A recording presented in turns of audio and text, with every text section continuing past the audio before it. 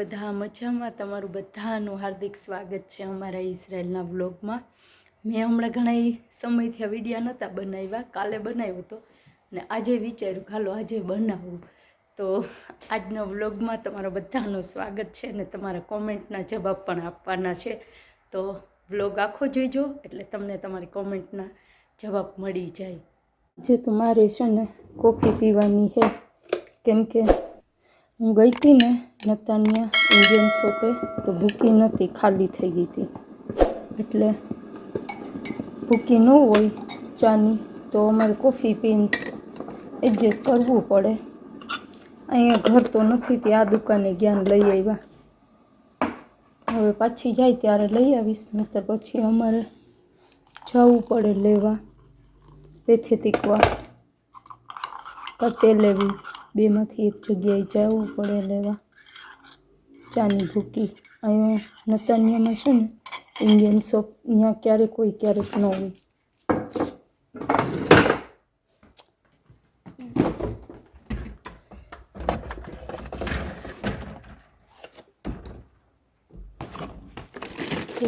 આવું છે જો ઇઝરાયલમાં બધું એડજસ્ટ કરવું પડે.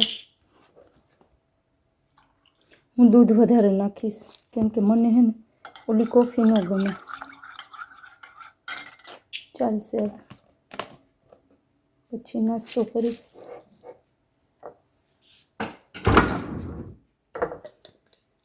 હું કોફી પી લઉં પછી એમાં ઉઠાડું,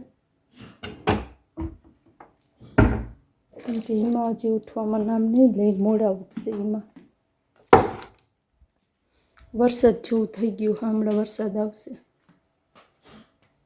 A few moments later. અહીંયા મેં બાંધી દીધો ખુરશીમાં, એટલે ઓછી હવે સાનમુનો બેઠો રહે, નહીંતર તો આ બાજુ જાવું ને આમ જાવું ને હાલ્યો જ રહી. કાલે છે ને હું નતાનિયા ગઈ હતી. નતાનિયા ગઈ ને તો મારી ઈમાં છે ને એ બિચારી મને શું કે ખબર, પાણીની બોટલ લેતી જા, જ્યુસ લેતી જા અને બધું મને શીખાડ્યો. કોઈનો ભરોસો નહીં કરવાના, કોઈ બાજુમાં બેઠું હોય તો નંબર માંગે તો નહીં દેવાનું, નહીંતર અહીં તો બધી સેફટી છે તોય પણ એટલું બધું મારું ધ્યાન રાખે છે. મારી એમ્પ્લોયર મને 2-2.5 લાખ પગાર આપે તોય ઓલી માનો દીકરીને સલાહ આપે એવી રીતે મને સલાહ આપે. બિચારા બહુ સારા છે એમાં. ત્યારે હે ને મારા જમવા માટે ચણા પલાળી દઉં, રાતે બનાવીશ, અત્યારે તો નહીં બનાવું. મારે પડી છે મેથીની ભાજી, મેં રાતે બનાવી હતી તો ભાજી પડી છે તો ભાજીને રોટલી ખાઈશ. ઈમાની બેન છે ને આ બધું લઈ આવ્યા અત્યારે રાશન. ન હોય ને તો ઓનલાઈન મંગાવું, નહીં તો પછી આ રીતે.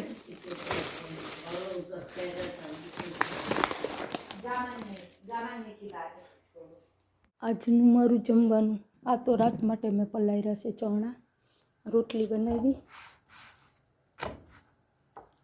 બનાવી છે, ભાજી જો પડી, ભાજી બનાવી રાતની પડી હતી ગરમ કરી લીધી છે, અને પાપડ શેકીશ. મારે હે ને ચાય હું આમાં બનાવું છું અને છાશ પણ આમાં જ બનાવું. મારી પાસે બીજું વાસણ નથી છાશ બનાવવાનું, આમાં જ બનાવું છું. અને એક ભાઈ છે ને એની એવી કોમેન્ટ હતી કે તમે ત્યાં જઈને હિબ્રુ શીખા કે પછી ઇન્ડિયાથી શીખીને આવ્યા, એમ ઇઝરાયલમાં શીખા કે ઇન્ડિયાથી શીખીને આવ્યા. તો હે ને હું હિબ્રુ મુંબઈથી થોડું ઘણું શીખ્યું હતું મેં, ત્યાં અમને શીખાડે ટ્રેનિંગમાં બેઝિક. પછી બીજું અમે અહીંયા આવીને શીખીએ. આ લોકો બોલતા હોય તો અમે એમાંથી સાંભળીએ અને ન આવડે એને પૂછીએ તો એ લોકો કહે અમને. તો એના માટે તો છે ને હિબ્રુ શીખવા માટે તો પહેલાં ઇંગ્લિશ આવડવું જરૂરી છે. ઇંગ્લિશ આવડે ને તો આપણે એને પૂછી શકીએ કે આને શું કહેવાય, આને શું કહેવાય એમ પૂછવું હોય તો આપણે ઇંગ્લિશ તો આવડવું જોઈએ ને. ગુજરાતી તો આ લોકો બોલતા નથી. બેન બીજા છે ને એની પણ કોમેન્ટ હતી કે તમે છે ને મને મુંબઈની એજન્સી વિશે થોડુંક જણાવજો. તો મુંબઈની એજન્સીમાં છે ને એવું હે કે મુંબઈ અમે લોકો ટ્રેનિંગમાં જઈએ ને ત્યારે અમને બધું, મેં તમને આગલા વિડીયોમાં કીધું હતું જ કે અમને બધું પ્રેક્ટિકલ શીખાડે. અહીંયા બધું ઇંગ્લિશ શીખાડે, હિબ્રુ થોડું ઘણું શીખાડે, પછી બધું મેડિકલનું શીખાડે, વિઝા શો થાય, પછી અમારી ત્યારે ટાઈમ હોય ત્યારે અમને એ બધું શીખાડે. પછી ટ્રેનિંગમાં અમને ઇન્ટરવ્યુમાં કેવા કેવા જવાબ પૂછવામાં આવશે એ બધું એ શીખવાડે. તો એવું હોય છે અહીંયા મુંબઈ ટ્રેનિંગમાં. આટલી બધી લાંબી પ્રોસેસ નથી, સારું છે. જેને આવવું હોય મહેનત કરો, અમે પહોંચી ગયા હોય તમે પહોંચી જ જશો એવું તો નથી કે ન પહોંચી શકીએ. તો કોઈ કામ એવું નથી કે આપણે ન કરી શકીએ, આપણે એના માટે મહેનત કરવી પડે. તો તમે લોકો ટ્રાય કરો, વાંધો નહીં આવે. અહીંયા બીજી એક કોમેન્ટ એવી હતી કે ભણતર કેટલું માંગે. તો ભણતર છે ને મહત્ત્વનું નથી. 8 પાસે જોવા મળશે, 4 પાસે જોવા મળશે, 5 પાસે તમને જોવા મળશે, 10 પાસે જોવા મળશે ને ભણેલ ગણેલ હોય, નોકરીઓ કરતા હોય ને ગવર્મેન્ટ એ લોકોય આવેલા છે અહીંયા, ઘણા એવાય છે. નર્સિંગવાળા હોય છે, BSc વાળા હોય છે. તો ભણતર કંઈ મહત્ત્વનું નથી, તમને ઇંગ્લિશ આવડવું જોઈએ. થોડું ઘણું તમે ભણ્યા હોય તો એ પણ હાલે, ભણતર નથી મહત્ત્વનું. ભાઈની કોમેન્ટ હતી કે તમને રહેવા જમવાનો ખર્ચો કોણ આપે છે, ફેમિલી આપે કે તમારા પૈસે? તો છે ને અમને ફેમિલી આપે છે. અમે તમને એની પહેલાંય બતાવ્યા હતા. જો આ સાબુ, શેમ્પૂ બધું ફેમિલી લઈ દે અમને. ખાલી થાય ને પહેલાં તો લઈ દે.